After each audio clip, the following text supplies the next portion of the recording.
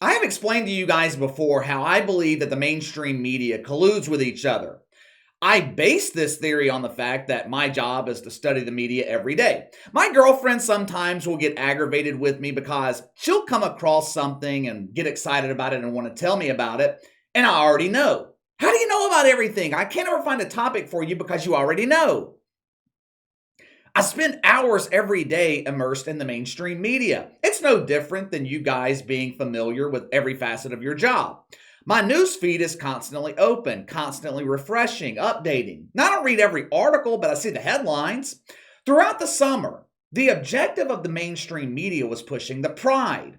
Brigadier General of the woke army, Shay Sharp, he drafts the mission and the army follows. Private Bayless, Private Stephen A. Smith, here reporting for duty, sir! Sir! Sir!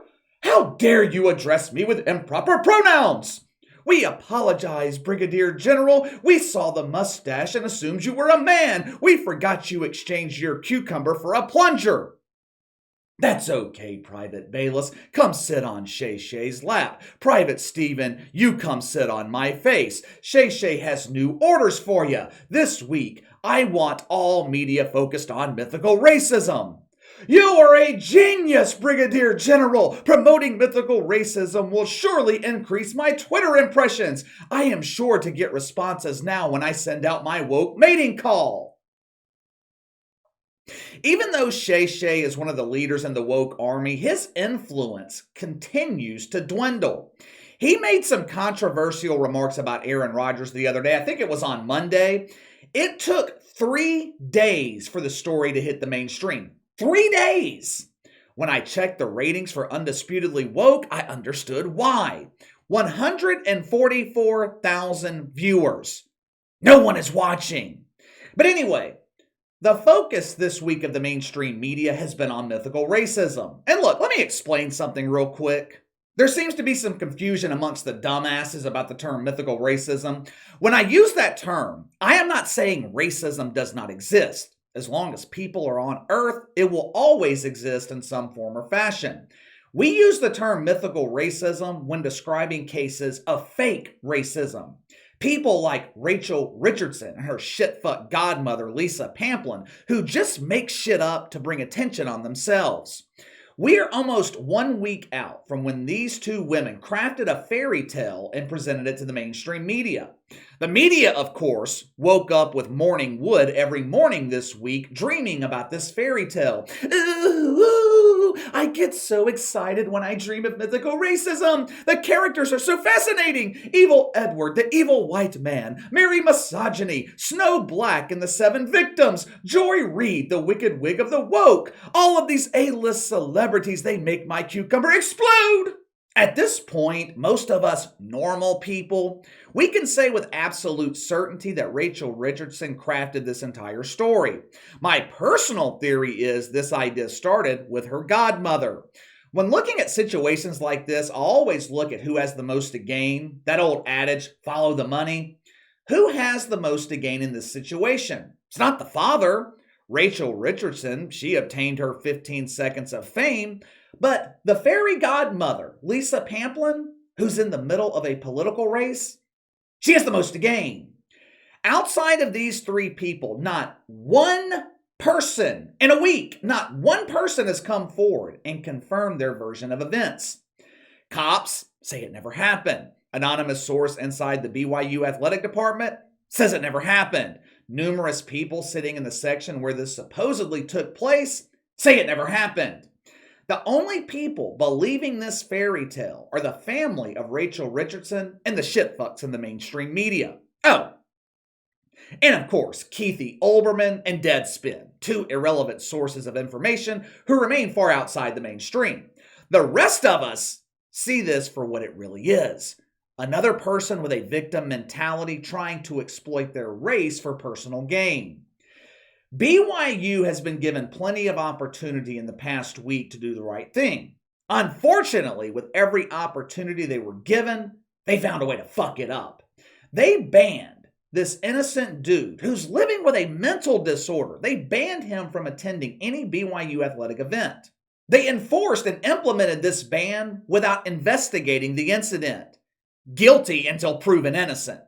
On Saturday, with the only side of the story they've been given to this point, the side of Rachel Richardson and her twisted fairy godmother, BYU athletic director Tom Holmoe, and yes, that is his real last name, he addressed students and fans before another BYU volleyball game. He goes out and essentially confirms this story of mythical racism without any proof or evidence. He went off the story of a complete stranger, someone he's never met, someone he doesn't know.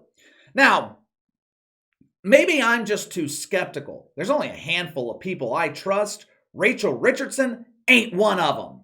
Clearly, Tom Holmoe's a trusting guy. You tell this doofus that Leah Thomas is a woman, he'll believe you. You tell Tommy that Rachel Levine is a former Playboy playmate, he asks to see the centerfold.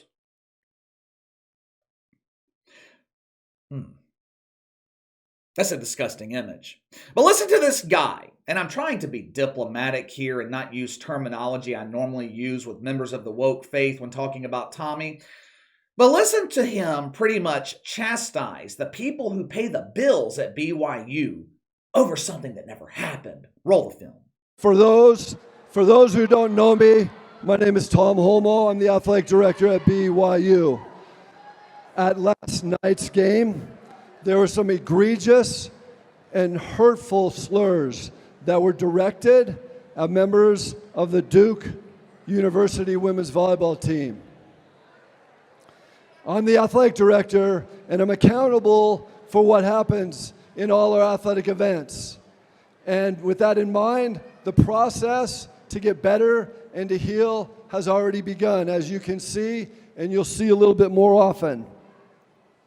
I want you to know that this morning I visited with the young athlete on Duke's team and her coach.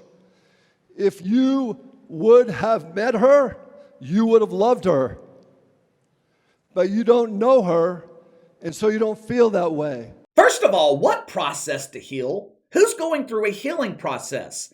Nothing ever happened. The only person needing to heal in this situation is the poor guy who was falsely accused of mythical racism. Well, and perhaps BYU's ass, which has taken a brutal pounding from the woke cucumber this week. That healing process could take months. Tom Holmoe was right about one thing, though. He is the athletic director. He is accountable for this situation. Not only has he fucked this thing up from the beginning, he has now broken the golden rule here on the channel. He has now violated the only commandment that we have. We don't have many rules here on the channel. I don't like rules, never liked protocol. It's the reason I was a nuisance to every boss I ever had. It's also the reason I don't get along with woke shit fucks. The Bible has 10 commandments. The woke army has 10 million. The 10 commandments in the Bible have never changed. The woke commandments are subject to change without notice. But here on the channel, we only have one rule, the golden rule. Never acquiesce to the demands of a shit fuck.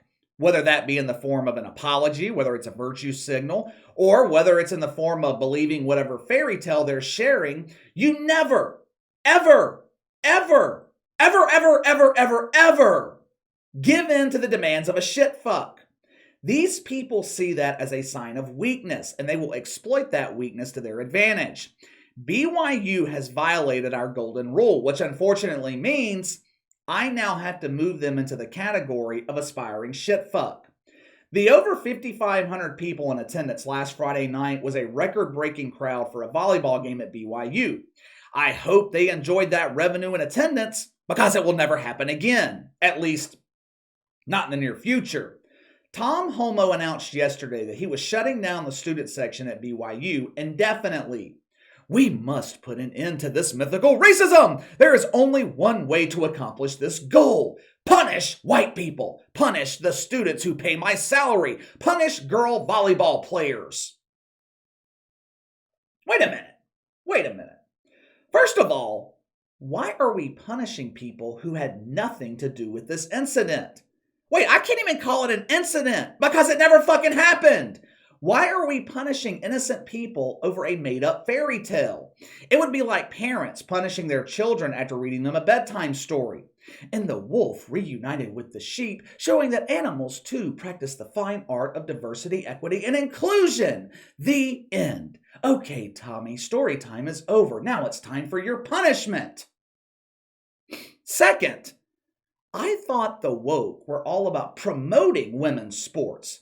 They sure spend a lot of time and money promoting the WNBA dump. Last week, I saw numerous articles sharing the exciting news. The NWSL Championship game will air live in prime time on CBS. It's going to be revolutionary. 300,000 lonely men will have the opportunity to watch Megan Rapinoe give live birth to an Easter egg. I guess BYU has a different strategy. We have a brilliant idea. We are going to promote women's volleyball by banning students from attending. That's sure to put plenty of asses in the seats.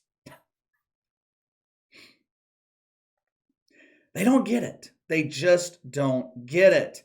BYU is about to learn a tough lesson. Same lesson Rachel Nichols learned last summer. Same lesson Skip Bayless has learned many times. The same lesson Mike Florio learned just last week. There is no loyalty in the woke movement.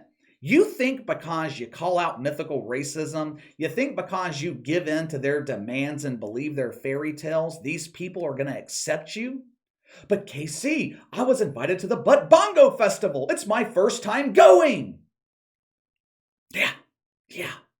Let me know how that works out for you. You're not going there to party. You're there as the piñata. You'll be hanging there with all these lonely men pounding your bongo with sticks and cucumbers. But let me know what you guys think. Instead of BYU believing their own student newspaper, the police, people inside the athletic department, hell, instead of BYU believing everyone else, they continue to believe Rachel Richardson. Sound off in the comments below. Make sure to like and subscribe. Click the notification bell to receive all notifications from the channel. Best way to contact me is by email at btlkc84@gmail.com, KC_BTL84 on Twitter. See you guys later.